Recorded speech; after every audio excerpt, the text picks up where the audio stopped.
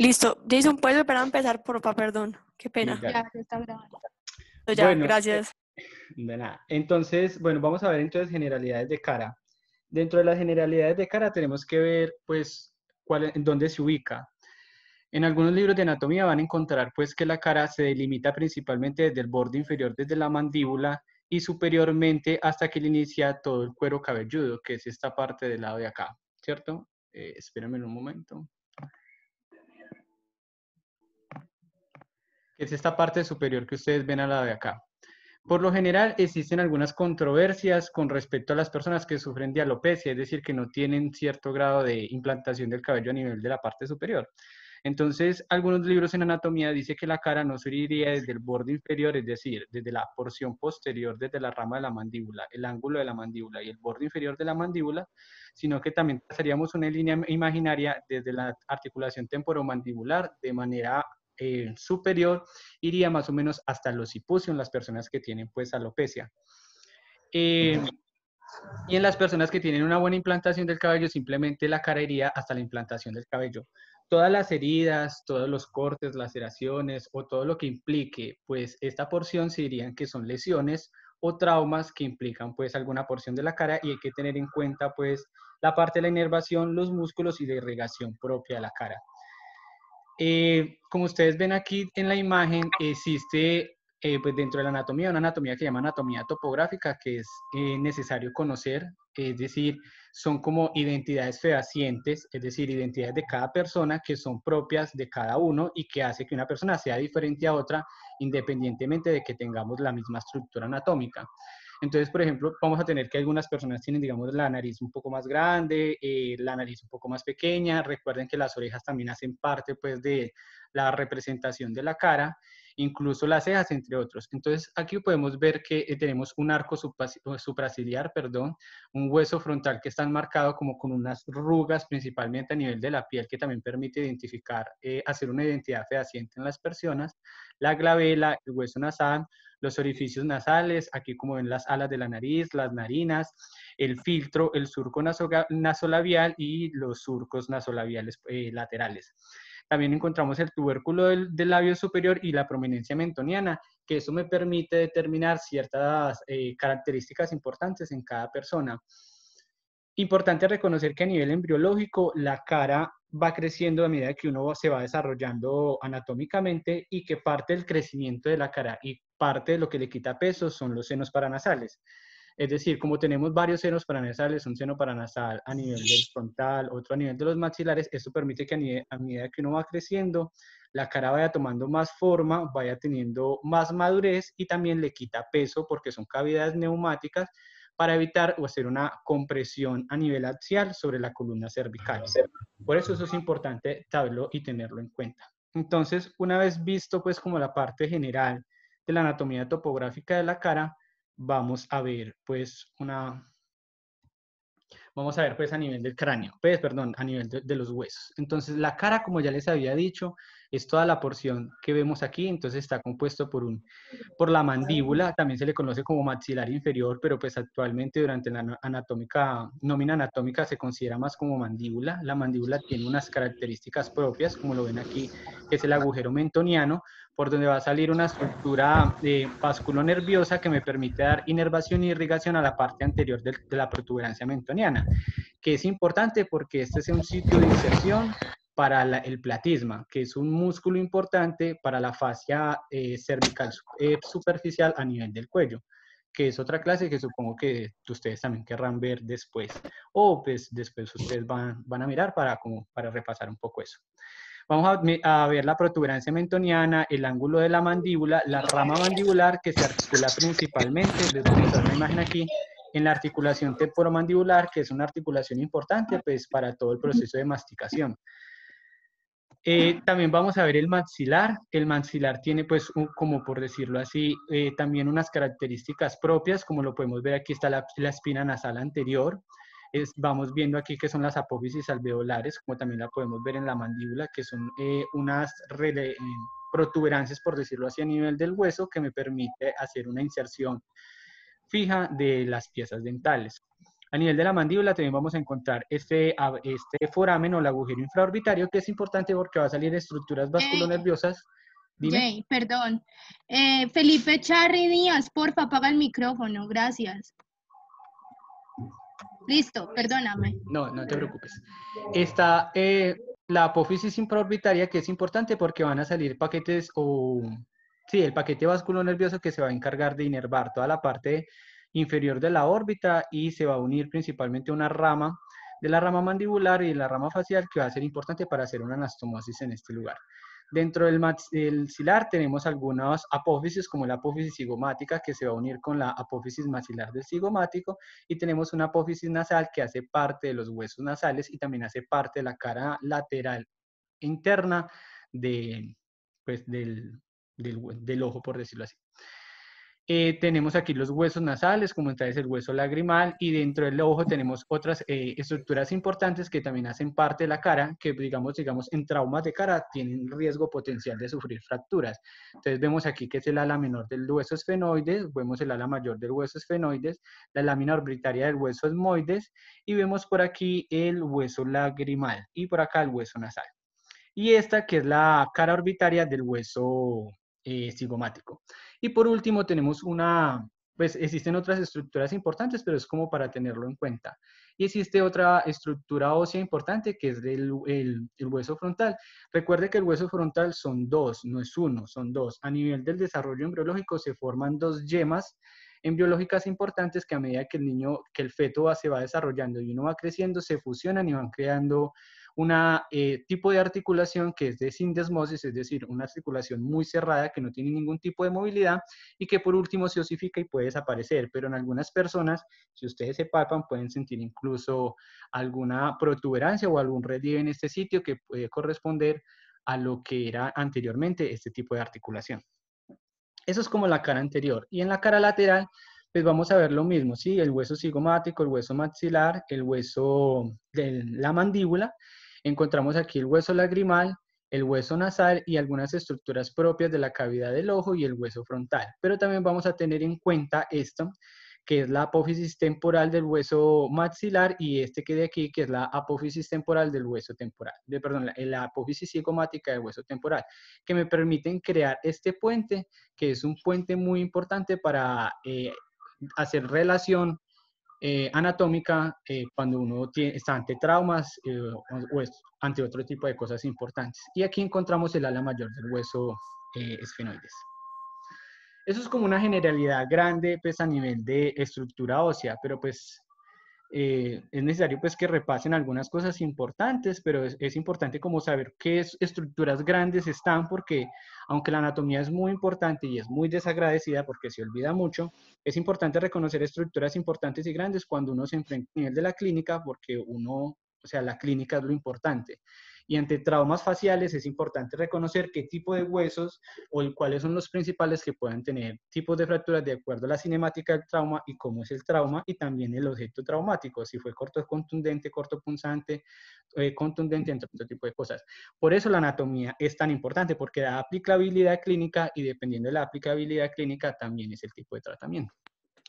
Vamos a ver algo a grandes rasgos, perdón, lo que es la parte de los músculos. Entonces, en los músculos vamos a encontrar varios tipos de músculos. Unos músculos propios a nivel de la órbita, unos músculos, o sea, músculos de la cara, y unos músculos que son los músculos de la masticación, que recuerden que está inervado principalmente por la tercera rama del trigémino, que en su parte motora. Aunque el nervio trigémino principalmente es sensitivo, recuerden que cuando, pues más adelante les voy a explicar y les voy a mostrar una imagen, es importante saber porque a nivel de su núcleo también tiene una parte motora que es importante para dar principalmente pues la inervación motora a todos los músculos de la masticación. Entonces, a nivel de la cara, de los músculos de la cara, vamos a encontrar por acá este músculo chiquitico que se llama el músculo corrugador de las cejas. Es un músculo que se inserta principalmente en la piel por encima de la mitad del borde supraorbitario del arco supraciliar, más o menos a este nivel, y se origina en el extremo medial del arco supraciliar, es decir, más o menos a este nivel. ¿Qué es lo que hace esto? Cuando uno arruga como la frente, principalmente como en expresión de seriedad o en expresión de preocupación, el músculo subfacial lo que permite es que arrastra un poco la piel hacia este lado como para generar este tipo de expresión. Recuerde que los músculos de la cara sirven mucho para las expresiones faciales, que es un tipo de comunicación importante dentro de la raza humana, que es lo que nos caracteriza mucho pues, de los otros tipos de razas. Encontramos aquí también que es el músculo prócer. El músculo prócer es importante porque me ayuda a fijar, como ustedes ven aquí, se fija principalmente sobre este músculo que es el vientre frontal del músculo del cráneo, que hace parte del cuero cabelludo, y es importante porque me permite también hacer como un proceso de retracción y de retracción, por decirlo así, del cuero cabelludo, y me permite también generar algunas expresiones faciales a nivel del hueso frontal o a nivel pues de la frente. Encontramos el orbicular del ojo. Recuerden que el orbicular del ojo se divide en dos porciones. Una porción que es principalmente esta como la que vemos acá, que es una, perdón, es una porción principalmente palpebral y otra porción que es del orbicular propiamente dicha. La porción palpebral me permite fijar el párpado y me permite también hacer procesos de oclusión y de exclusión del párpado. Pero recuerden que en el párpado también existe el músculo tarsal que también se encarga, y del cartílago del tarso que también se encarga pues de esta parte importante, como de ocluir el ojo y de mantenerlo cerrado cuando digamos uno está en el ciclo sueño-vigilia. El orbicular del ojo, recuerden que se origina en la parte medial del maxilar y de la mandíbula principalmente, y en la cara profunda de la piel del peribucal y del ángulo de la boca, es decir, más o menos a este nivel. Y se inserta en todo lo que es en la mucosa, en el cartílago en toda la parte pues de lo que es el párpado. Existen otros músculos importantes también a nivel de la cara, que es importante tenerlos en cuenta, como son los cigomáticos. Por ejemplo, aquí encontramos el cigomático menor, el cigomático mayor.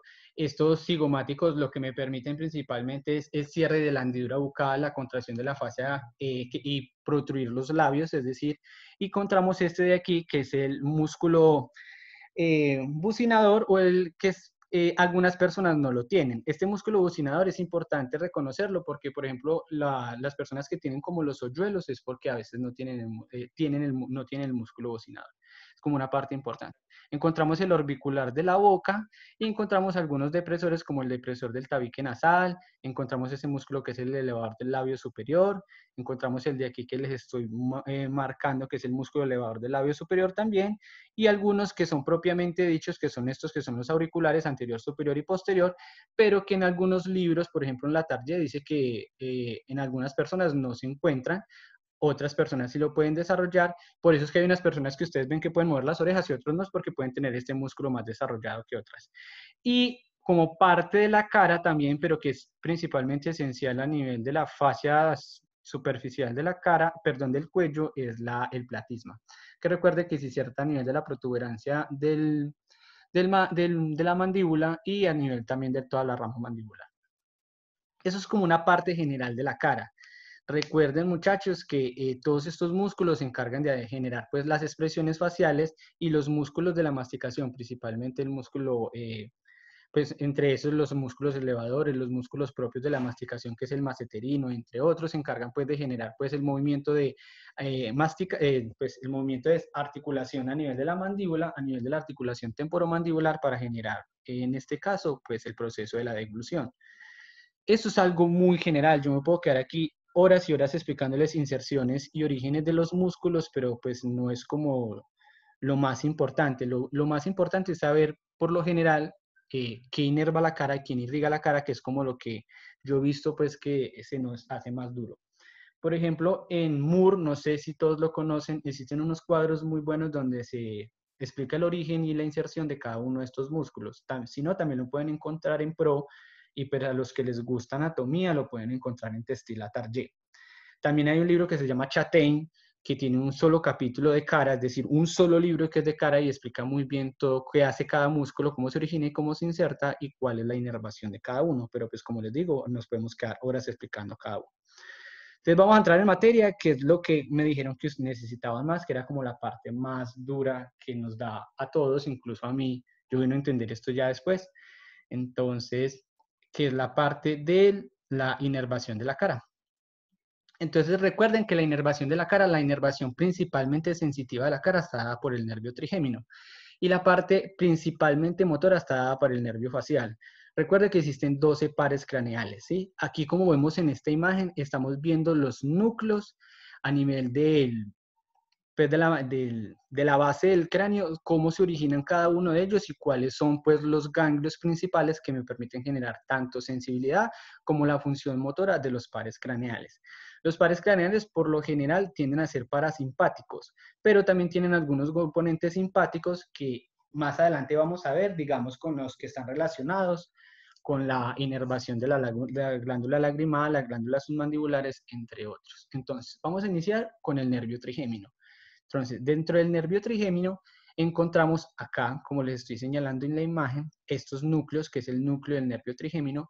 El núcleo del nervio trigémino tiene como dos porciones principalmente. Una que es el núcleo principalmente sensorio, que es esta parte azulita más grande, y encontramos el núcleo motor del nervio trigémino. Se originan de manera aislada entre los dos, principalmente a través de unas neuronas que son unas, o sea, son como motoneuronas principales y que son unas, o sea, es decir, son neuronas preganglionares pseudomonopolares localizadas principalmente a nivel del extremo distal de la raíz, que son estas partes de aquí. ¿Qué es lo que hacen ellos? Entonces, uno da pues la parte sensitiva y el otro da la parte motora. Ellos salen o se originan principalmente a nivel de la base del cráneo. Les voy a mostrar por acá. Esta de acá. Ustedes entonces aquí pueden ver la base del cráneo, pueden ver el inicio de la médula oblonga y el inicio de la médula oblonga. A nivel lateral encontramos estas dos prominencias, estos dos nervios, por decirlo así, uno que es los dos son del nervio trigémino, pero que este es principalmente motor y este que es principalmente el del núcleo nervioso. Recuerden, como les había dicho yo, que el nervio trigémino es principalmente sensitivo, pero que también tiene su componente motor para los músculos encargados del proceso de la masticación. Aquí también podemos ver el nervio facial, como lo vemos acá. El nervio facial también tiene unos núcleos importantes. Como les había dicho yo ahorita, el nervio facial es principalmente motor.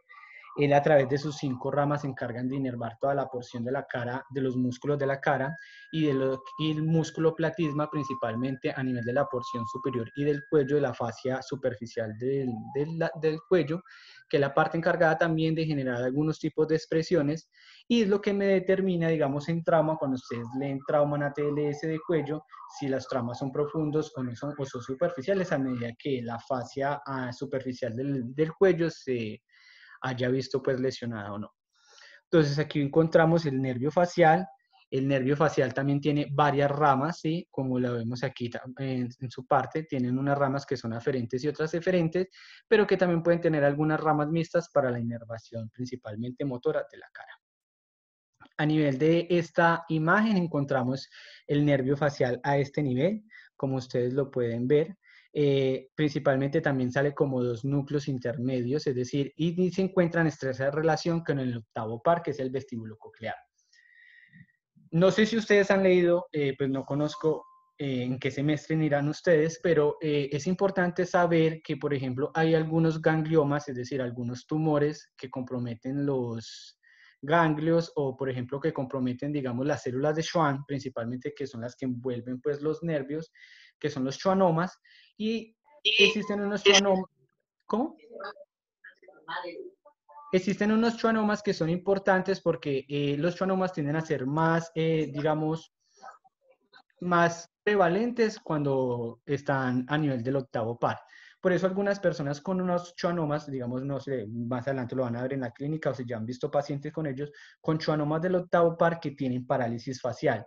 Estas personas tienen parálisis facial y es porque, como ustedes ven la estrecha relación que existe entre el séptimo y el octavo par, el schwannoma hace un tipo de compresión que se llama LOE, que es de una lesión ocupante de espacio, sobre el nervio facial, generando pues una parálisis facial en las personas que tengan schwannomas. Pues no tengo una imagen aquí, pero pues hubiera sido interesante ponerles un schwannoma para que lo hayan visto. Aquí tenemos un esquema grandotote sobre los 12 pares craneales, los más importantes que vamos a ver hoy, pues como les había comentado, que es el nervio trigémino, que es esta parte de acá, como lo vemos con sus 3 ramas. Una vez originado a nivel de la base del encéfalo, y encontramos también el nervio facial, que lo vemos pues a este nivel en estrecha relación con el nervio vestíbulo-coclear, que es el octavo par craneal. Los 12 pares craneales, yo creo que ya todos se lo saben. Si no se lo saben, pues esto es de repasar todos los días. Eso es normal que a uno se le olviden.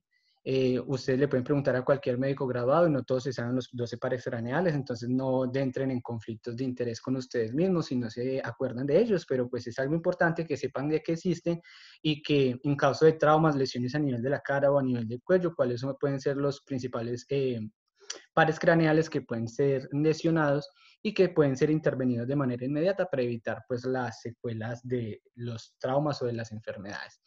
Entonces recordemos pues que el primer par craneal es el nervio, perdón, el nervio, se me fue la palabra. El segundo es el nervio óptico, el tercero es el cuarto, espérenme, sí, hasta a mí se me olvidó. Ya. El oculomotor, el quinto que es el nervio trigémino, el séptimo que es el nervio facial, este pues que también es un nervio importante, y algunos que están principalmente a nivel del cuello. Más adelante les voy a mostrar una imagen importante de esto, pero como les dije, los más importantes en este caso que vamos a tener en cuenta es este que les estoy señalando aquí, que es el facial, y este de acá, que es el trigémino. Como ustedes ven en esta imagen es muy chévere porque nos está mostrando el trigémino a nivel de su porción sensitiva, y esta rama chiquita de aquí que está por debajo no es que sea otro par craneal, sino que es la porción motora del nervio trigémino. Y a nivel del facial también está aquí saliendo a nivel de su porción eferente y aferente a nivel de su porción motora. Entonces vamos a entrar pues con la parte del nervio trigémino. Es importante tener en cuenta que, como les había dicho yo, el 80% de la función del nervio trigémino es potencialmente sensitiva, pero que también tiene una parte motora que está dada principalmente a nivel del nervio mandibular. Entonces, las prolongaciones periféricas de las neuronas del ganglio trigémino constituyen tres divisiones principales. Dentro de las tres divisiones principales encontramos el nervio oftálmico, que es B1, que se encarga de darle la inervación sensitiva a toda la parte de este colorcito como verde que ustedes ven, es decir, a toda la parte frontal, a toda la parte nasal y parte superior del orbicular del ojo, que llega principalmente a nivel de este nivel como a nivel del músculo del epicráneo.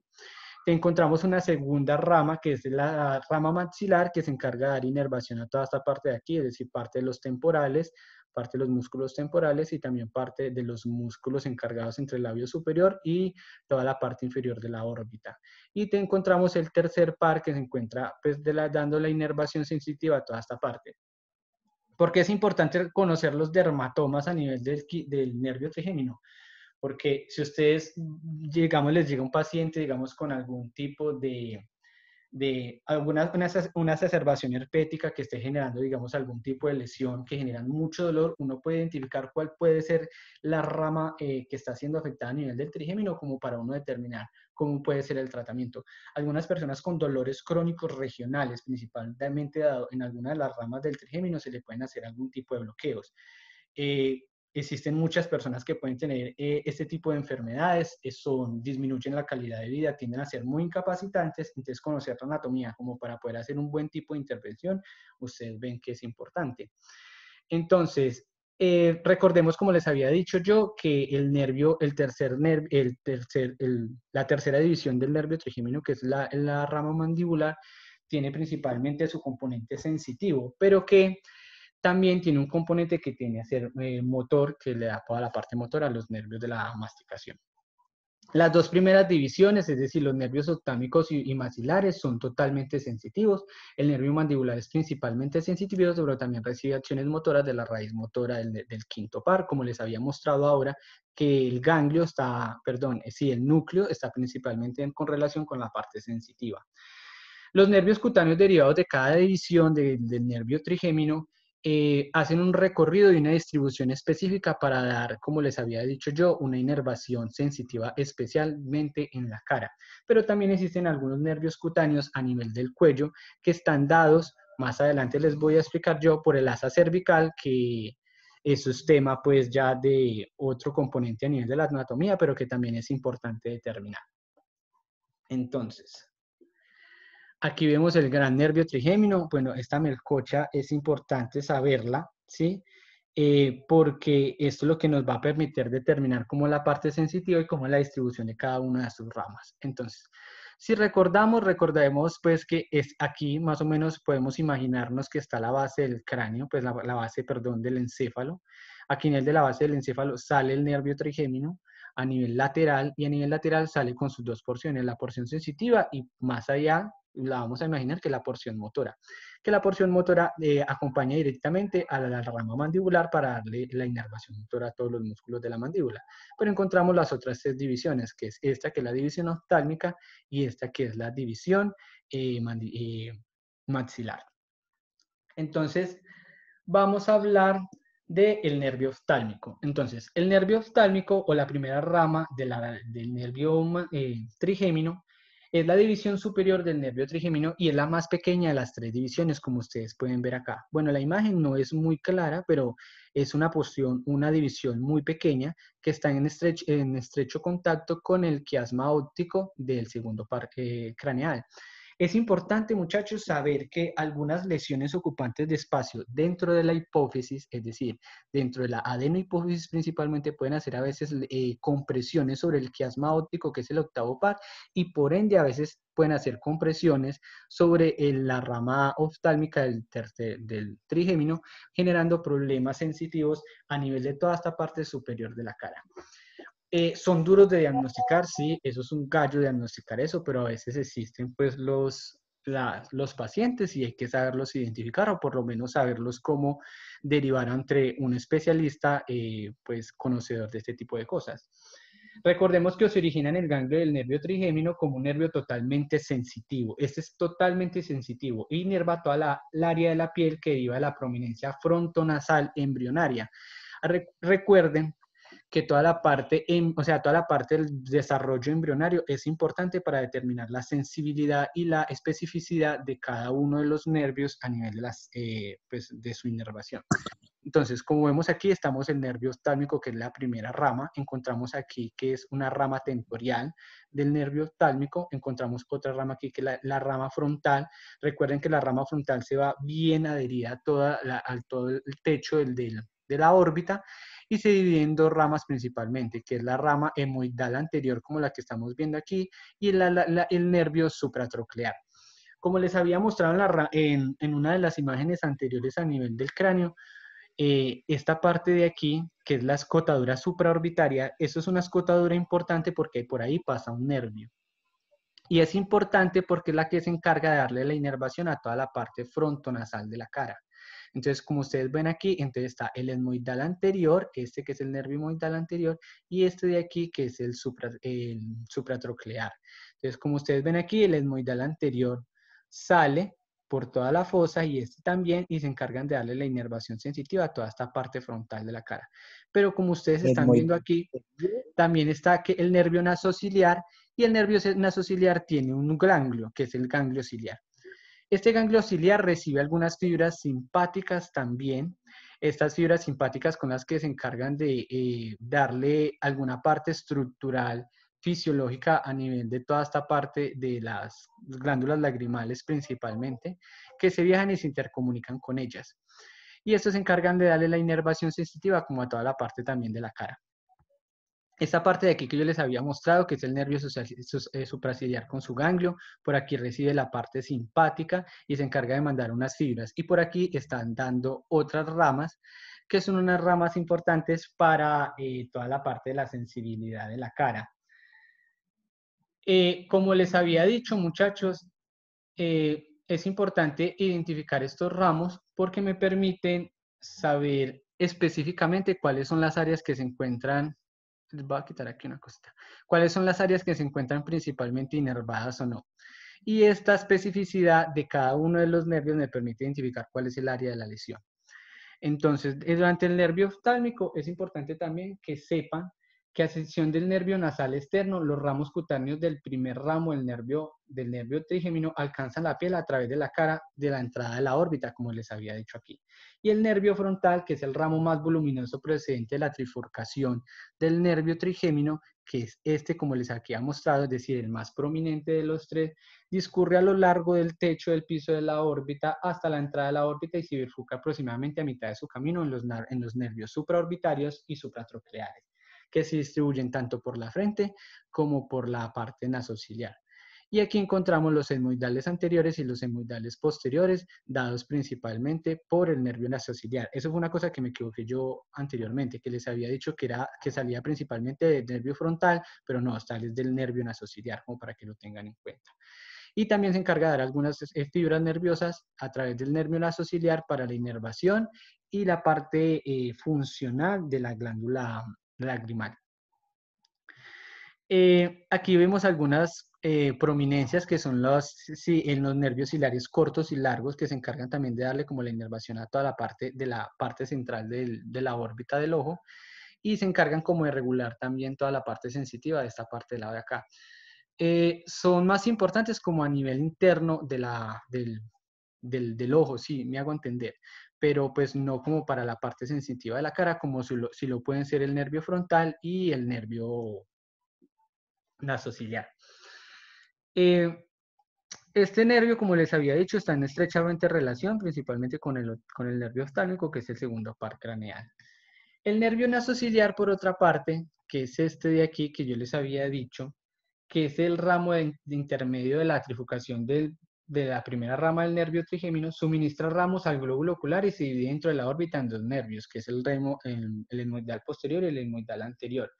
Y los etmoidales posteriores y anteriores abandonan toda la cavidad de la órbita y siguen todas las cavidades craneal y nasal y terminan principalmente inervando toda la parte de esta parte superior.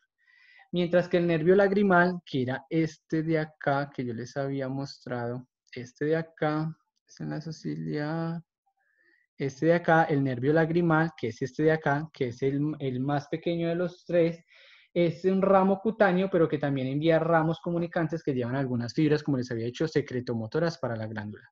Como ustedes ven aquí, existe una comunicación entre este nervio, que es el cigomático temporal, que también lleva algunas fibras simpáticas provenientes de unos nervios encargados a nivel del cuello. Eso es como la parte importante. Esto es un enredo.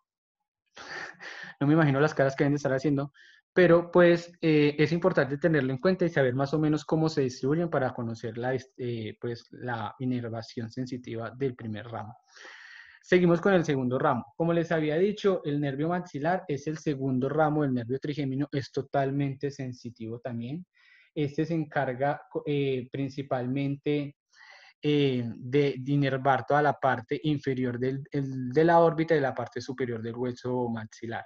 Este discurre a partir del del ganglio del nervio trigémino, que es este de acá, que es el ganglio semilunar del trigémino, y después de que discurre anteriormente al ganglio del trigémino y sale del cráneo a través del agujero redondo, que es este que vemos acá, penetra en la fosa pterigopalatina. La fosa pterigopalatina es importante porque tenemos el ganglio pterigopalatino, que también recibe inervación simpática de algunos nervios que se están ubicados a nivel del cuello. Y a través del agujero redondo, bueno, por el foramen pterigopalatino, que se encuentra principalmente en la base del área mayor del esfenoides. Esto genera unos ramos que se llaman unos ramos del ganglio pterigopalatino, que son importantes porque me permiten darle la inervación a toda la parte importante de la porción inferior de la órbita. Y penetran a nivel de la órbita, es decir, se discurren a través del techo de la órbita y discurren a través de la órbita sobre este, que es el nervio infraorbitario. Bueno, aquí vemos, entra, y una vez entra envía unos ramos, que son estos, que son los ramos para el ganglio pterigopalatino. Este continúa por acá, ¿sí? Que es el nervio infraorbitario, que se discurre luego como el nervio infraorbitario, y luego sale a través del foramen infraorbitario, que yo les había mostrado ahorita en la parte ósea del cráneo, y se encarga de inervar la parte sensitiva de toda la parte infraorbitaria y de toda la parte del resto nasal. Estas ramas, es decir, el nervio infraorbitario también se encargará de unas ramas más pequeñas, que son los ramos alveolares superiores anteriores, unos ramos alveolares superiores y unos ramos alveolares superiores posteriores. Esos ramos alveolares son los que se encargan de darle la inervación sensitiva a toda la parte de la arcada dental superior. Recuerden, muchachos, que como yo les había dicho ahorita, existen unas prominencias, que son las prominencias alveolares, que son las que se encargan de fijar toda la parte dental a nivel de los nervios, perdón, toda la parte dental a nivel de las piezas, pues, de las piezas dentales, y los nervios encargados a nivel de este nerviecito que es proveniente del segundo par, que es el de la rama mandibular, perdón, de la rama maxilar, se encargan en la inervación sensitiva. Y también encontramos este nervio de aquí arriba, que es el nervio cigomático. Como yo les había dicho, existen unos ramos, unas fibras simpáticas que llegan aquí hasta el ganglio pterigopalatino, se van por las ramas pterigopalatinas, se incrustan aquí a nivel de la base de la división principalmente del nervio maxilar y discurren a través del nervio cigomático. Estas fibras simpáticas, después de que discurren por el nervio cigomático, se van por el... Recuerden que el nervio cigomático se divide en dos, que es este de aquí, es el nervio cigomático temporal y este que es el nervio cigomático facial. Y a nivel del nervio cigomático temporal, las fibras simpáticas se comunican con el nervio lagrimal de la primera división del nervio trigémino para darle toda la parte de la secreción fisiológica pues, de la glándula lagrimal. No les había mostrado anteriormente, pero a nivel del hueso cigomático también existe un foramen, que es el foramen cigomático, que por ahí es donde discurre el nervio cigomático facial, que es el que se encarga de la inervación, como a toda la parte inferior de la órbita a nivel lateral y de toda la parte de la rama mandibular del nervio cigomático. Y encontramos por último el nervio pterigopalatino, pero el nervio pterigopalatino es pues estudio de otro capítulo que también debe ser importante que repasen porque se encarga de darle la inervación principalmente secretomotora a muchas glándulas y principalmente a nivel de la boca. Entonces hablamos de la segunda rama del nervio trigémino. Recuerden, muchachos, que estos dos primeros son totalmente sensitivos, no tienen ningún componente motor, a excepción del nervio lagrimal, que tiene una parte que es simpática, pero que es proveniente de unos ramos del ganglio pterigopalatino. Y por último encontramos este de acá, que es el nervio mandibular, que el nervio mandibular discurre a través del foramen oval, o sea, inmediatamente después de que sale el ganglio del trigémino, perdón, discurre a través del foramen oval y se va por detrás de la rama mandibular, como la vemos aquí, para dar toda la parte de la inervación sensitiva y la parte motora de los nervios y de los músculos de la masticación. Entonces aquí también vemos una parte importante, entonces vemos el nervio oftálmico, vemos aquí luego el nervio maxilar discurriendo a través del foramen y luego el nervio mandibular discurriendo a través de su foramen. Esto es importante tenerlo en cuenta. Como les había dicho yo ahora aquí, es la relación que vemos. Aquí está el quiasma óptico. Algunas lesiones ocupantes de espacio a nivel de la silla turca pueden salir, hacer compresión sobre el quiasma óptico y pueden hacer también compresión sobre el ganglio del trigémino, afectando la sensibilidad de cierta parte de la cara o de toda la cara. Aquí también encontramos el oculomotor, el troclear y el nervio abducen, que es el séptimo par. Estos tres son importantes también porque mire que se encuentran en estrecha relación con el ganglio del trigémino. Algunos tipos de gangliomas que pueden comprometer el trigémino, que son muy raros, pero que existen, pueden generar compresión a nivel de estos tres nervios. Entonces son personas que van a tener problemas oculomotores, problemas principalmente a nivel de la sensibilidad de la cara y a nivel de problemas masticatorios porque no tienen la capacidad de generar una buena masticación. Es la misma imagen que les había mostrado anteriormente en su distribución. Como les había dicho yo aquí está el ganglio ciliar. Este ganglio ciliar es principalmente a través de sus ramos cortos y largos, es la que se encarga de como parte de la sensibilidad, toda la parte del globo ocular, que es importante tenerlo en cuenta, y que se encuentra en estrecha relación con el segundo par craneal, que es el nervio óptico. Bueno,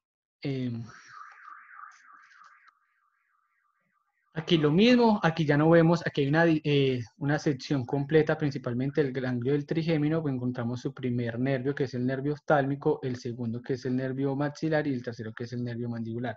Más adelante hay una imagen sobre el nervio mandibular que quiero darles una explicación bien, pues tratar de darles una explicación a profundidad por los ramos, principalmente del tercer nervio, que hay que tener en cuenta. Dentro de esos ramos hay que tener en cuenta que están los nervios auriculotemporales, bucales y mentonianos, que son los encargados de darle principalmente la inervación sensitiva. Entonces aquí, como les había dicho, ve hasta la cadena simpática. La cadena simpática manda un ramo, que es el nervio interno de la carótida. Este discurre a través del del canal pterigoideo, y cuando discurren a través del canal pterigoideo son capaces de alcanzar el ganglio pterigopalatino. Y el ganglio pterigopalatino, a través de su inervación simpática, envía pues toda la parte o sea, discurre a través para poder darle como la parte de la funcionalidad secretora de la glándula lagrimal, que era lo que les estaba explicando yo ahora. Aquí hay una relación completa con el ganglio pterigopalatino. Recuerden que el ganglio pterigopalatino también recibe ramos del nervio facial, que también lo vamos a ver más adelante y se los voy a explicar cómo discurre. Entonces, aquí es donde quería llegar. Entonces, vemos el nervio olfatorio, vemos aquí el nervio del ganglio del trigémino con su relación. Aquí vemos la rama maxilar, y en la rama maxilar sus ramos cortos del ganglio pterigopalatino. Y el ganglio pterigopalatino discurre en estos de aquí, que son principalmente a través del canal pterigoideo para darle la inervación simpática. Pero ellos también se encargan de enviar una inervación sensitiva a toda la parte superior de la cavidad bucal y toda la parte lateral de los huesos nasales. Entonces, es no solo tener en cuenta, pues ahí hay varias varias fusión, por decirlo así, de varios nervios, pero que es importante tener en cuenta porque toda la parte también de la sensibilidad interna de la boca y de la parte de la sensibilidad interna de la cavidad nasal también está dada por el nervio trigémino, pero pues el tema de discusión ahora es sobre cara. Eso era como para mostrarles la estrecha relación que tienen con ellos. Y aquí encontramos ya entonces el tercer ramo. Entonces encontramos la tercera ramo, que es el nervio mandibular. El mandibular, como les había dicho, discurre a través del foramen oval, y una vez discurre a través del foramen oval da una división anterior, que se llama división anterior de la rama mandibular. Recuerden que la rama mandibular tiene dos divisiones importantes, una división anterior y una división posterior. Esta división anterior me permite... Esperen un momentico, muchachos, que se me va a descargar. Ya. Existe una división anterior y una división posterior. Esta división anterior, esta de acá principalmente, es la que se encarga de darle algún tipo de sensibilidad motora a toda la parte de los músculos de la masticación. Entonces aquí encontramos el tensor del velo del palatino, encontramos este músculo grande de aquí, que es el músculo pterigoideo, entre otros. Encontramos la rama posterior del tercer nervio del trigémino. Entre su rama posterior encontramos aquí, que es el ganglio óptico, encontramos unas prominencias o unas derivaciones del ganglio, entonces, perdón, de la tercera rama. Entonces encontramos unos que son los nervios auriculotemporales, los bucales y los mentonianos. Recuerden, muchachos, que la rama posterior es la rama motora. Recuerden, muchachos, que la rama posterior, como la que vemos acá, es la que se encarga de toda la inervación motora. Entonces, esta rama posterior se divide en estos nervios. Por ejemplo, aquí podemos ver el lingual, podemos ver este que es el alveolar inferior, y también encontramos el nervio del músculo miloioideo. Algunos libros, para sacarlos de la duda, por si la tienen, algunos libros dicen que el ramo posterior es principalmente motor, pero también tiene un componente sensitivo que lo deben de tener en cuenta. Digamos, algunos libros como Pro hablan sobre la combinación de ambos, pero algunos libros como Latarjet dicen que se deben clasificar principalmente como para tener una referencia anatómica más importante y como para saberlos determinar. Pero recuerden, muchachos, que a diferencia del primer y del segunda rama del nervio trigémino, que son totalmente sensitivos, estos van combinados, pero salen de dos núcleos diferentes a nivel de la base del cráneo. Entonces encontramos acá los nervios, entonces podemos encontrar aquí el nervio lingual, encontramos aquí el nervio alveolar inferior, por aquí encontramos los auriculoposteriores, los que les había dicho yo, los auriculares temporales, entre otros que estos son los que se encargan de darle la inervación sensitiva a toda la parte posterior. Les voy a mostrar una imagen aquí anteriormente. Esta parte de aquí son los auriculares temporales del tercer nervio, de la tercera rama del trigémino, que era lo que les estaba explicando en esta imagen. Esta parte de acá.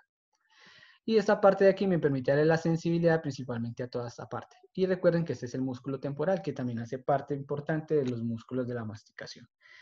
Encontramos también este que es el nervio bucal, que se inerva también principalmente al nervio bucinador, y entre otros. Y también existen algunas comunicaciones simpáticas que viajan a través del nervio lingual, a través de este que es la cuerda del nervio timpánico, que se encargan de darle la inervación simpática y parasimpática a toda la parte de la glándula supramandibular, de la glándula submandibular.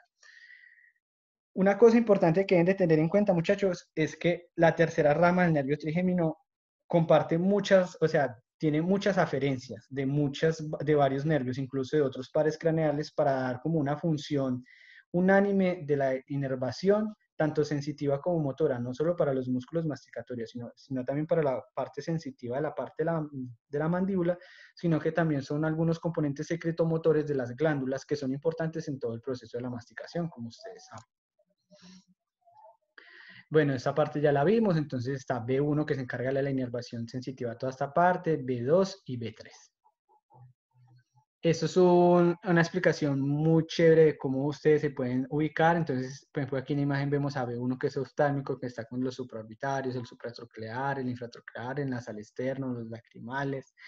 El B2 a través del cigomático temporal, el cigomático facial, el infraorbitario, y B3 a través de los auriculotemporales a nivel posterior, el bucal y el mentoniano, que el mentoniano discurre a través, como les había dicho yo, del foramen mentoniano para la inervación sensitiva a toda la protuberancia mentoniana, que está principalmente donde se ubican algunas ramas, algunas fibras musculares importantes del músculo platismo.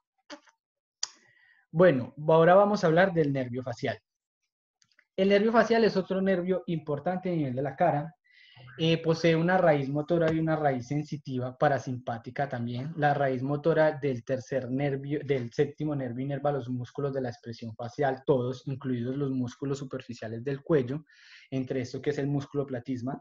Recuerden, muchachos, que a nivel del cuello existen unas fascias, existe la fascia superficial y una fascia profunda. Dentro de la fascia superficial está principalmente compuesta por la piel, el tejido celular subcutáneo, y dentro del tejido celular subcutáneo se encuentra el músculo platisma.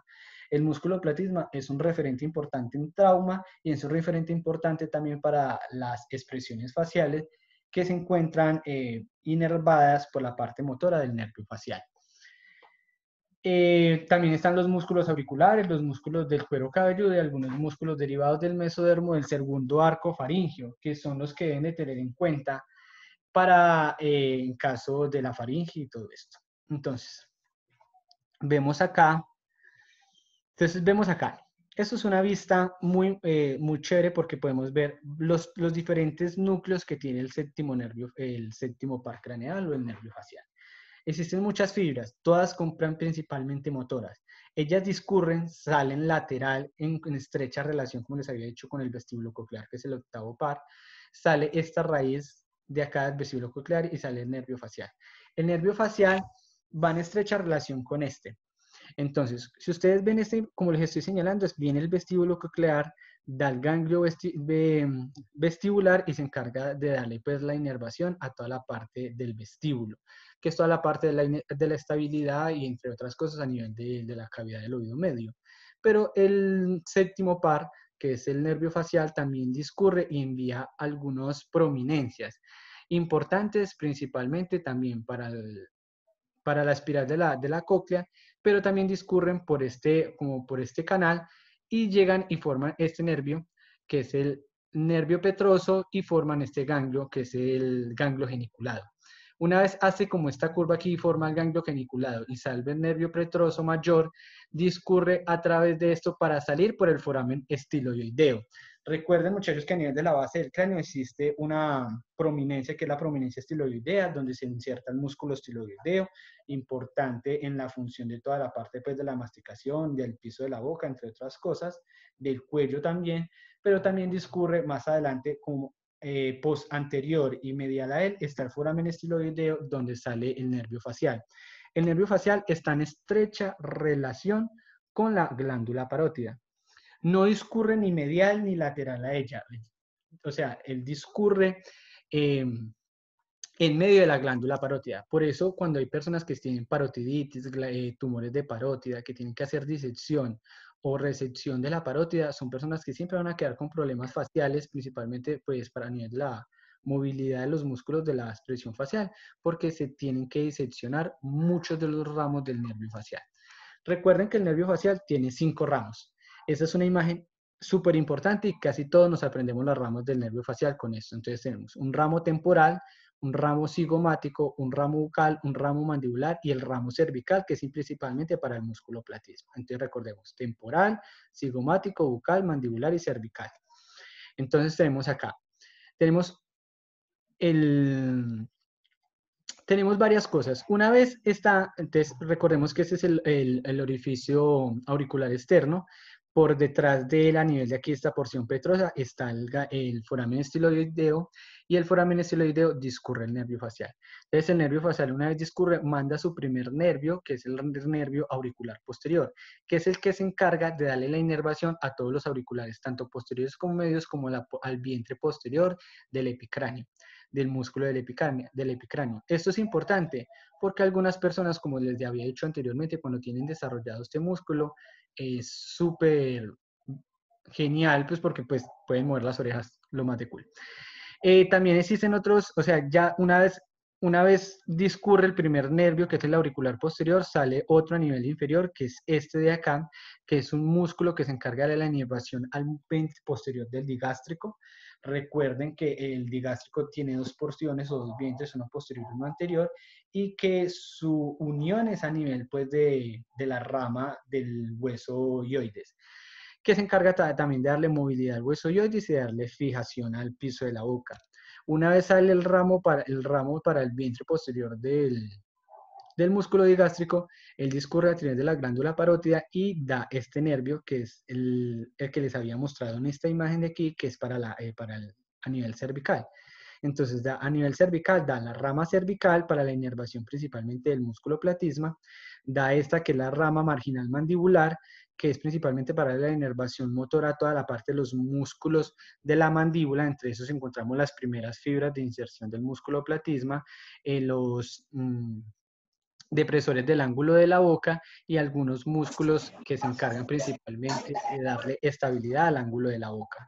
Encontramos luego que son los ramos bucales, que se encargan de la inervación al orbicular de la boca y también al bucinador, entre otros. Y encontramos luego una rama superior que discurre también, que se divide en las otras 3 ramas. Entonces tenemos aquí 1, 2, 3 y 4. 1, 2, 3, 4 y 5 ramas, como las vimos aquí en la imagen. Entonces tenemos el temporal, que es este de acá, que discurre a nivel superior, que se encarga de darle la inervación motora al músculo temporal y a los auriculares posteriores. Recuerden que estos dos nervios no cuentan pues como parte de las divisiones importantes del nervio facial. Son unos nervios que salen inmediatamente después de que sale a través del foramen estiloideo, entonces que es el auricular posterior, y que es para la inervación del vientre posterior del gástrico. Entonces tenemos el temporal, que es este. Luego encontramos este que les había mostrado ahorita, que es el cigomático, este de acá. Recuerden que el temporal tiene unos ramos temporales posteriores y unos ramos temporales anteriores. Los ramos temporales posteriores es como para la inervación a toda esta parte de acá, auriculares anteriores, entre otros, y la ramo temporal anterior es como para la inervación motora al orbicular del ojo, al vientre anterior del músculo del epicráneo y toda la parte de la sensibilidad pues del músculo temporal.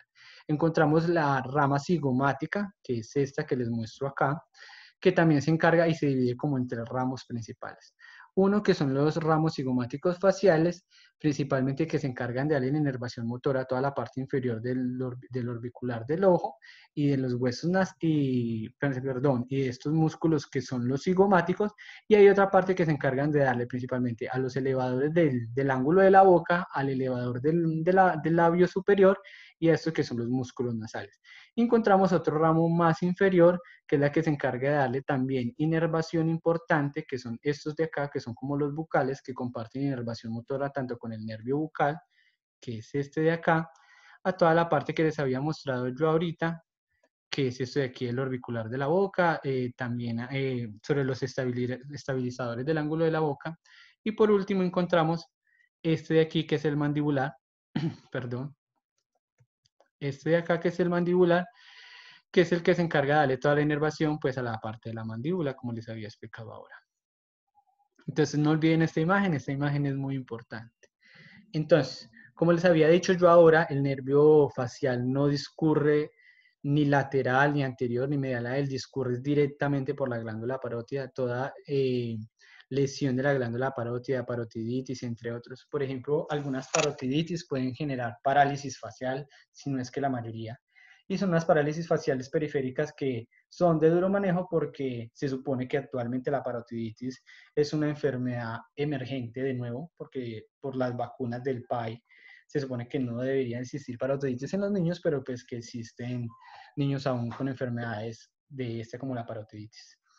Algunas enfermedades también como el herpes zóster, entre otros, que recuerden que ellos viven en las terminales nerviosas, también pueden generar algún tipo de parálisis facial periférica, y es porque se afectan estos ramos.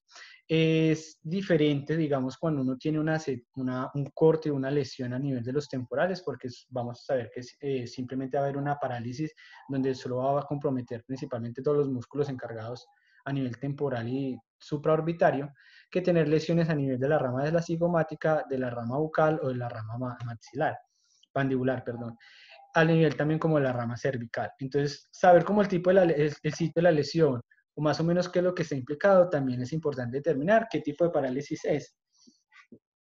Entonces, aquí encontramos una imagen que es una melcocha, es súper grande, pero es importante. Entonces, aquí encontramos el núcleo principal del nervio facial, discurre a través con el nervio vestíbulo-coclear, da su giro, genera el ganglio geniculado, luego manda su ramo importante pues para el ganglio pterigopalatino, luego discurre, sale por el foramen estiloideo, y una vez discurre por el foramen estiloideo manda pues sus ramos, los auriculares posteriores, y manda para el vientre posterior del digástrico. Y discurre a través de la parótida para dar los temporales, para dar para los temporales, los cigomáticos, los bucales, el mandibular, y por acá directamente para la inervación al músculo platis. Eso es como una imagen donde trata de relacionar los dos nervios. Como les había dicho yo, aquí está el foramen estiloideo, el estilomastoideo. Entonces aquí discurre el nervio facial, da su ramo importante que se encarga, pues aquí hasta el ganglio pterigopalatino, y él discurre posteriormente a través del foramen estilomastoideo y discurre a través de estos músculos. Entonces encontramos aquí el músculo estiloideo y encontramos el vientre posterior del digástrico que está inervado por el nervio facial. Lo que les decía ahorita, de una vez él emerge, sale la inervación motora para el vientre posterior del digástrico y de una vez para el músculo estiloideo. Eso es otra parte importante, entonces también, que les había mostrado aquí, vientre posterior del digástrico, músculo estiloideo, y algunos ramos importantes que se encarga de dar aquí principalmente para el peñasco del temporal. Y aquí un resumen grandotote de los nervios cutáneos. Entonces, empezamos. Los nervios cutáneos de la cara.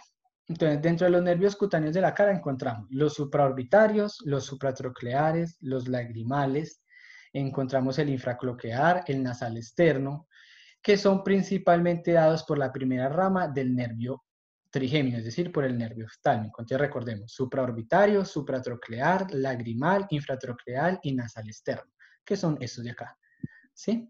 Estos de acá, que son estos de acá. Supraorbitario, supratroclear, palpebral o nasal externo, que es este de acá, como les estoy diciendo, el palpebral y el infratronclear. Del segundo ramo, entonces, tenemos el infraorbitario, el cigomático facial y el cigomático temporal. Entonces, tenemos el infraorbitario, el cigomático facial y el cigomático temporal. No sé si lo están viendo. Infraorbitario, cigomático facial y cigomático temporal. Y de la tercera rama tenemos los auriculoposteriores, auricular temporal, el bucal y el mentoniano. Entonces, mentoniano, bucal y el nervio auricular temporal. Y estos nervios que ustedes ven aquí, que es el occipital mayor, esos ya son de la asa cervical, que es otro tema de estudio a nivel del, pues a nivel del cuello. Entonces, recordemos, aquí es como un resumen, por si lo quieren tener. Esto es importante. Entonces está el frontal con sus nervios, el nasociliar, el lacrimal y el maxilar con sus divisiones. Y aquí tenemos el mandibular. Y por último tenemos el nervio facial, ¿sí? Con sus nervios intermedio, que da el petroso mayor y la cuerda del tímpano, que esas otras cosas que no se los nombré porque no estaban en las imágenes, porque no hace parte pues de la cara, sino que hace parte también pues de la base del cráneo, entre otras. Y a nivel de los nervios faciales, o sea, el nervio facial, ¿se acuerdan que yo les había dicho que él también daba la inervación motora para todos los músculos provenientes del segundo arco faríngeo? Entonces ahí estaba. Para el estapedio, el auricular posterior, el digástrico, el estiloideo, el temporofacial, el cervicofacial, entre otros que son importantes tenerlos en cuenta. Una vez explicada toda la parte nerviosa, que no sé si me entendieron, pero pues eso es un chicharrón, espero que me hayan entendido un poquito, empezamos con toda la parte de la irrigación a nivel del cuello. Entonces, en irrigación, recordemos, perdón, de la cara. Recordemos que toda la parte de la irrigación proviene pues a nivel del corazón. Entonces, que yo tengo por acá una imagen más chévere, les muestro. Bueno, acá. Entonces tenemos acá la carótida común a nivel del cuello. La carótida común si viene una carótida interna. Recuerden que la carótida interna no da ningún ramo a nivel de cuello ni cara. Él discurre principalmente hasta la base del cráneo, se inserta en la base del cráneo y hace parte importante del polígono de Wills. Luego se divide también en la carótida externa, y la carótida externa inmediatamente a nivel del cuello divide, que es la tiroidea superior, que da dos ramas, que es principalmente la tiroidea superior y otra que es la laringea superior. Luego discurre y anteriormente da la lingual, que esta es la que se encarga de principalmente de la irrigación a la lengua. Luego da la arteria facial, que esa sí es importante en la cara. Y a nivel posterior, inmediatamente antes de esta, está dando la faringe ascendente, que es esa que estamos viendo acá, y esa que son las arterias occipitales. Luego ya sigue discurriendo, da la auricular posterior, que acompaña a su homónima, es decir, al nervio auricular posterior, que es ramo principalmente del nervio facial, y encontramos la arteria maxilar, que va a ser importante tanto para la irrigación de la cara, y encontramos luego los terminales, que son las temporales. Entonces, en la misma imagen, entonces aquí vemos la relación anatómica que está en la aurícula, la carótida interna, la carótida externa. Entonces vemos la tiroidea superior, vemos esta importante que es la lingual y vemos la facial. Recuerden, la facial sale de la cara anterior de la carótida externa. Una vez sale en la cara anterior de la carótida externa, discurre medial al músculo, a este músculo de acá, que es el músculo estiloideo. Una vez discurre medial por el músculo estiloideo, discurre medial al ángulo de la mandíbula, luego se vuelve inferior, anterior al ángulo de la mandíbula y discurre ya en la parte externa de la rama mandibular pues del borde de la mandíbula. Si ustedes se palpan a nivel de los ángulos de la mandíbula, un poquito más anterior a ella encuentran como una prominencia y un poquito más anterior encuentran como una depresión del hueso, que es lo que está dividiendo toda la parte de la rama de la mandíbula con el ángulo de la mandíbula y del cuerpo de la mandíbula. Si uno se palpa ahí de manera muy suave, puede palpar el pulso de la arteria facial, pero es algo muy suave, pues no pueden hacer mucha compresión. Y luego ya discurre y da la maxilar, da la facial transversal y luego termina como las temporales. Entonces, esos son los ramos que habíamos dicho ahora. Entonces, uno de los ramos que yo les había dicho ahorita, entonces, es la arteria facial, la facial transversal y como termina la misma, que son los temporales. Entonces, las temporales se encargan de dar la irrigación de todas las partes del temporal y toda la parte de la porción anterior de los músculos frontales y del músculo temporal. La arteria transversal discurre anterior a los músculos cigomáticos, inferior al músculo orbitario a nivel del piso por la órbita, y hace una anastomosis importante con la porción terminal de la arteria facial. Y de esta arteria de aquí, que es la arteria angular, que sale de la arteria nasal interna. Esos hacen como esta anastomosis importante aquí, que es lo que nosotros le llamamos el triángulo peligroso de la cara.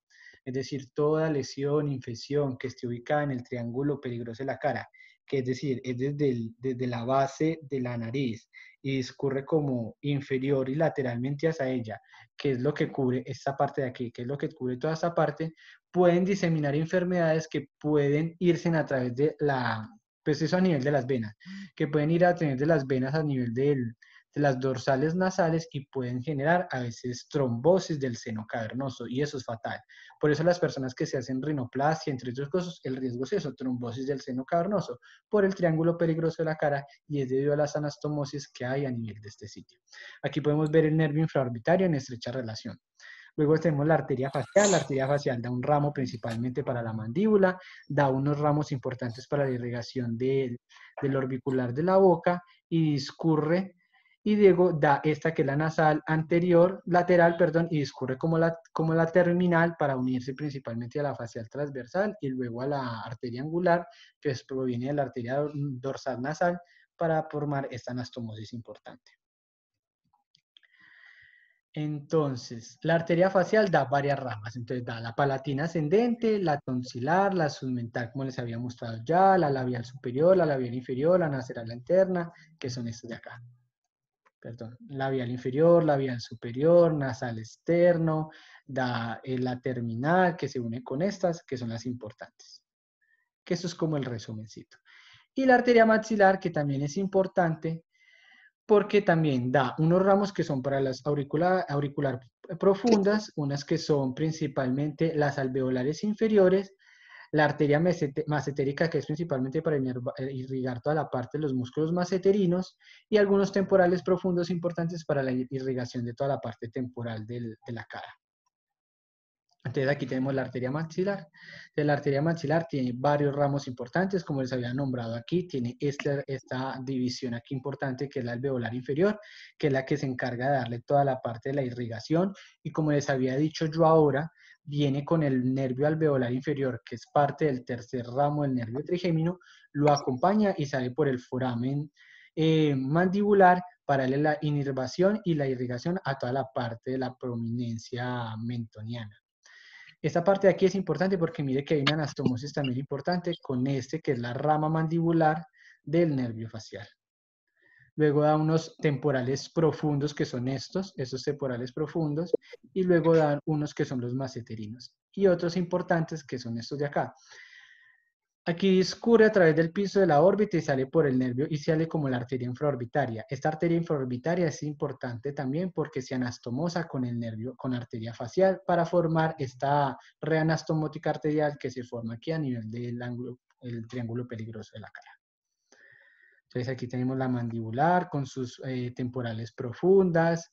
Tenemos estas que son para las alveolares superiores, alveolares inferiores, entre otras.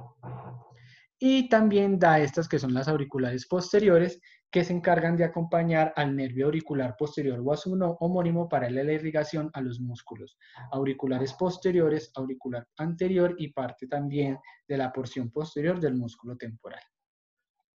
Esto es un resumen de todo lo que habíamos hablado ahora. Entonces tenemos aquí la arteria brachiocefálica. La arteria brachiocefálica se divide en carótida común, se divide en subclavias. Recuerden que la subclavia da estas ramas que no se las voy a nombrar. Luego, como carótida común, da el ganglio a nivel de la bifurcación de las carótidas, carótida interna que discurre y no da ningún ramo, sino que discurre directamente para formar parte de lo que se le llama como el polígono de Wilson a nivel de la base del encéfalo, y la carótida común externa, perdón, la carótida externa, que se encarga de darle todas pues las ramas que ya se las nombré, y los dos ramos principales para la irrigación de la cara serían entonces el facial, que como les había dicho yo, discurre medial al músculo pterigoideo, perdón, estiloideo, y se encarga de la inervación a toda la parte del mentón, también con una parte de la rama mandibular, toda la parte a nivel de la boca y a nivel del infraorbitario. Está la facial transversa, que se une a nivel también del angular, que es de la dorsal nasal, y se une también a nivel de la rama terminal de la facial, y unas ramas que son principalmente las auriculares posteriores, y una rama importante que son las temporales superficiales, que se encargan de darle la irrigación a toda la parte superficial de los temporales, porque recuerden que los profundos las da el maxilar. Y eso era lo que les nombraba la carótida interna, dando pues lo del polígono, perdón, lo del polígono de Wills, no. Entonces aquí vemos lo de las cosas, la carótida común, sí, aquí está el polígono de Wills como les había nombrado, que es esta parte de acá, y aquí todas las ramas que da la carótida externa.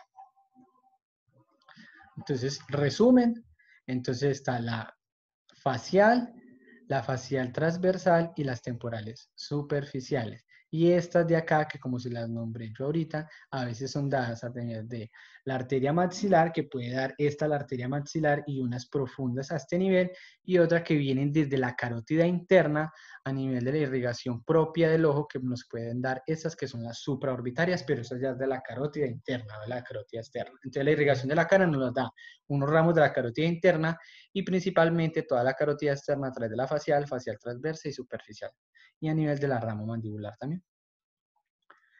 A nivel de los vasos de las venas es como su homónima, tenemos unos temporales, unos auriculares posteriores, una facial transversal, tenemos unos supraorbitarios, unos infraorbitarios, la vena facial que se encargan y principalmente van hacia la yugular interna.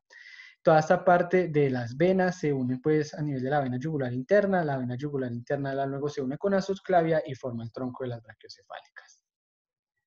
Un resumencito de lo que habíamos visto acá, las labiales, las nasales, la rama mandibular, que nos da algunos ramos para el infraorbitario, y ya estas que son las supraorbitarias que vienen de la carótida interna. Las venas y el resumen de los nervios importantes a nivel de la inervación de la cara. Esta parte que ustedes ven aquí ya es inervación de cuello y hace parte pues de lo del asa cervical, el tronco simpático y otras ramas importantes que están dadas por los pares craneales. Y por último tenemos pues el drenaje linfático. El drenaje linfático se hace principalmente por grupos. Tenemos un grupo de ganglios linfáticos que se ubican a nivel de la parótida, otros que son retroauriculares, otros que son occipitales y otros que son submandibulares y unos que se pueden ubicar a nivel de la cara. Principalmente toda la linfa de la cara puede ir principalmente hacia los hacia los nódulos linfáticos submandibulares. Todos los que son de los temporales, la porción anterior del frontal, pueden ir hacia las parótidas, y luego estas confluyen y se van por toda la cadena de la vena yugular interna, generando pues el drenaje hasta llegar pues hasta todo el sistema de drenaje linfático. Muchas gracias. Eso era todo, pues no sé, espero que les haya gustado. Me equivoqué en algunas cosas, pero es necesario que vayan y las repasen. Hacía mucho tiempo que no repasaba este tema. Recuerden que a nivel de los nervios es un poquito complicado entenderlo. Entender anatomía no es tan fácil porque parte de la anatomía es memorizar y pues a veces en medicina no es tanto memorizar sino entender. Pero si ustedes entienden la anatomía como un todo, es decir, si ustedes le van metiendo clínica, van metiendo algunas otras cosas importantes, van teniendo en cuenta que es importante. Bien, pues nada, estoy. Uy, no, pues me levanto tempranito. Si no me da mucha maluquera. Y listo, eso es todo, muchachos. Espero que les haya gustado. Cualquier Muchísimas cosa. gracias. Listo, cualquier cosa que necesiten con gusto. Espérate, que hay una duda.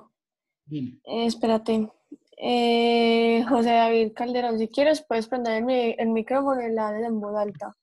O si quieres la copias por acá, como te sientas más cómodo.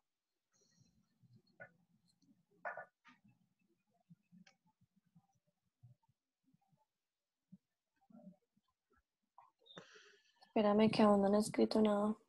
No te preocupes. Pues igual ustedes saben que esta charla, cuando estemos más organizados, pues un poquito más organizados, vamos a escucha, se, se va a montar el drive y con las diapositivas también. Ah, bueno, la pregunta es, cuando hay una parálisis de Bell, ¿qué nervios se ven afectados? Bueno, recuerden que las parálisis de Bell sí, principalmente son parálisis faciales. O sea, recuerden que hay unas que son centrales y otras que son periféricas. Dentro de las parálisis de Bell pueden haber unas completas o unas incompletas. Tú puedes tener una parálisis de Bell, principalmente el tronco del nervio facial, entonces va a haber afectada toda la cara, es decir, toda la hemicara. Pero puedes tener algunas parálisis de Bell que simplemente afectan la región supraorbitaria. Entonces, determinarlo más o menos qué rama es la que está es por clínica, es decir, entonces uno pone al paciente que guiñe, a que haga muecas, a que mueva los labios, a que haga tal cosa, y uno va determinando más o menos a qué nivel. Entonces uno dice, bueno, el paciente tiene una parálisis de Bell, pero no tiene solamente ptosis palpebral, entonces, bueno, puede estar principalmente afectado el cigomático o puede estar afectado los temporales, el temporal, la rama temporal. Pero si tú ves que tienes una parálisis de Bell con ptosis palpebral, con desviación de la comisura labial, que el paciente intente hacer muecas o intente abrir la boca y no haya pues regulación de la mímica, entonces uno puede creer que puede ser algo más de los troncos, es decir, más o menos en la salida. Entonces es un poquito muy duro determinar dónde puede estar la lesión, pero uno sí puede determinar más o menos cuáles ramos están afectados dependiendo pues de la clínica del paciente. Por eso es importante que a nivel de neuro uno aprenda a aplicar todas esas maniobras. Entonces, decirle al paciente que sonría, que haga como si esté enojado, que abra la boca, que frunza el ceño, y con eso nos permite determinar. Recuerden que las parálisis centrales ya son centrales.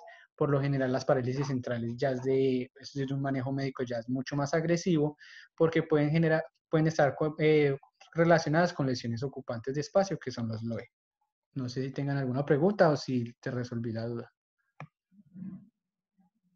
Dice que listo, que gracias. Y otra parte, otra pregunta es, ¿los ganglios linfáticos? Espérate, hay dos preguntas. Una es, ¿sabes por qué da la parálisis de Bell? Y la otra es, ¿los ganglios linfáticos drenan al final en el ángulo yugulosubclavio o en dónde? Sí, todo drena en el ángulo yugulosubclavio. Recuerden que todo confluye hacia allá. El ángulo yugulosubclavio es como la parte central para drenaje linfático. Y las causas de la parálisis de Bell, pues existen muchas causas en cuanto a los determinantes. En algunos casos no se conoce la causa, es decir, como todo en medicina, es chévere, no se conoce cuál puede ser las causas de la parálisis de Biel, pero pues algunas pues están relacionadas principalmente con, digamos, con parotiditis, con infecciones virales, con personas que hayan sufrido, digamos, de varicela, que pueden generar un herpes zóster, también pueden generar parálisis de Bell.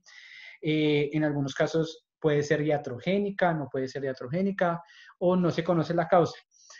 En cuanto a las parálisis de Bell, es el movimiento, la terapia, y créanme, muchachos, que a la gente a veces no lo cree, pero mandar a masticar chicle a las personas que tengan parálisis de Bell es muy bueno, porque eso conlleva a que puedan mejorar otra vez los procesos de la expresión facial, entre otras cosas. No Hay sé. otra pregunta. Bueno, te dicen que gracias. Y hay otra pregunta. No entendí la parte del hueso frontal, que en realidad son dos. ¿Podría explicarlo de nuevo, por favor? Ah, sí, es que mira, si ustedes se van a la parte embriológica, el hueso frontal se origina por dos yemas, es decir, son como dos porciones. Entonces, como ustedes bien saben, muchachos, no sé quiénes han visto ya algún parto, alguna cosa, como el canal vaginal es tan estrecho y el canal vaginal a nivel del ángulo más estrecho mide 9.5 centímetros, se supone que la cabeza debe medir lo mismo. Pero a veces vienen unos niños un poquito con macrocefalia. Entonces, ¿qué es lo que hacen? Las suturas a nivel de los temporales, a nivel del frontal, me permiten que se haya como un cabalgamiento fisiológico para poder que la cabeza salga a través del canal del parto. ¿Por qué les explico esto? Porque cuando uno está a nivel embriológico, las dos yemas, es decir, las dos yemas de huesos, comienzan a desarrollarse y forman como dos temporales. En algunos niños, estos dos temporales se van fusionando, ¿Para qué? Para en el momento del canal de parto, el hueso frontal no vaya a sufrir lesiones cuando va a pasar por el canal del parto, porque tienen más capacidad de elasticidad, porque esta sutura no está totalmente unida y pueden, esas suturas, no, aunque no es muy raro que se cabalgue una sutura frontal porque puede estar abierta, está levemente osificada.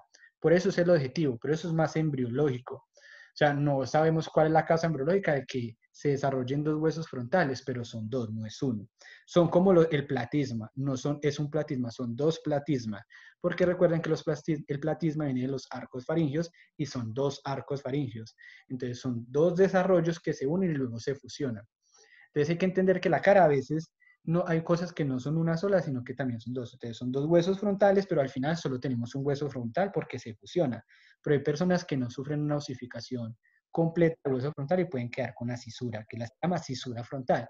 Y las personas que, no sé, que más adelante vayan a hacer necropsias, alguna cosa, díganle a los profes que les dejen hacer, digamos, algún corte, alguna decisión, si se puede a nivel del hueso frontal o cuando van al anfiteatro y ven que muchos cráneos tienen una cisura frontal porque son dos huesos frontales que se unen, pero es más que todo por eso, es por el momento en el canal del parto. No sé si me hice entender. Sí, te dicen que muchísimas gracias. Y espérame, yo veo que más. No, ya no hay más preguntas. Listo, niños. La charla va a quedar guardada en el Drive para que no se preocupen. Muchas gracias, Jason. Y ya nos vemos entonces a las 7 de la noche para la nueva charla de cardiología. Listo, gracias a todos. Yo creo que te va a quedar guardada la grabación. Entonces te Para la que mando a Dani. Sí, si quieres, se la mandas a Dani, no hay ningún problema. Y muchísimas gracias. Bueno, con gusto. Listo. Y ya cuando tú te salgas, literal, cierras la charla. Bueno, Entonces, dale cuando quieras. ya. Voy a guardar la grabación primero. De una.